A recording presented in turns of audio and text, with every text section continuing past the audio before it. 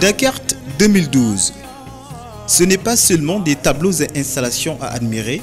Le processus ayant conduit au respect de ce rendez-vous de l'art africain est assez intéressant à dévoiler. En fait, il s'agit de parler des hommes et femmes de l'ombre suyant dans les sites pour le bonheur des biennalistes. Si la Biennale de l'art africain contemporain a tenu sur ses pieds, c'est grâce à l'entre-gens de professionnels rompus à la tâche. L'artiste envoie le premier regard critique sur l'installation de son œuvre. Voilà ce qui explique sa présence sur les lieux. Et déjà, ces lieux commencent à s'environner de l'écho des noms. Afrique du Sud, Cameroun, Rwanda, Maroc, Égypte, etc. À la Maison de la Culture d'Otasek, lieu hautement symbolique de la culture africaine, ancienne maison de fonction du président de l'Assemblée nationale du Sénégal, le montage de l'exposition Créativité féminine mobilise les énergies. Le village de la Biennale, niché à l'ancienne gare ferroviaire de Dakar, témoin d'une longue histoire coloniale, mais aussi de ce brassage marquant entre les peuples de l'Afrique subsaharienne grâce à l'Express Dakar-Bamako, est un espace incontournable. Hommage. Deux lieux le symbolisent en cette Biennale 2012.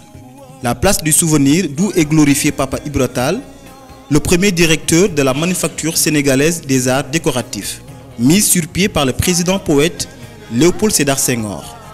La rue Jules Ferry, un creuset fort du syncrétisme religieux, relu artistiquement par Joachim, élément frappant lui-même du décor dakarois chez les familiers de la capitale sénégalaise.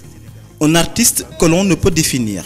En parlant d'espace accueillant, la biscuiterie en est un. Il semble être un cadeau du off. Parfois même, sans s'en rendre compte, l'on se surprend à s'émerveiller devant l'expressivité émotionnelle des œuvres. Comme ce fut le cas avec cette exposition dénommée « Chronique d'une révolution ». Et même cette installation de Narilo, Windows, qui force quasiment une admiration chez le passant. Senteur de couleurs, bruit de marteau, entrain jamais entamé. Il en aura fallu le cocktail de tout cela pour que Dakar 2012 soit un heureux enfantement.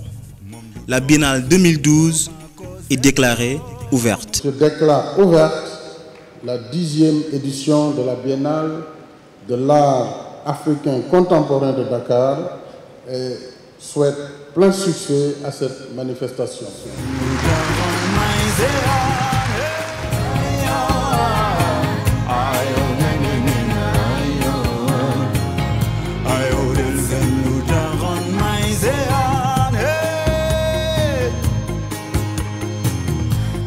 Some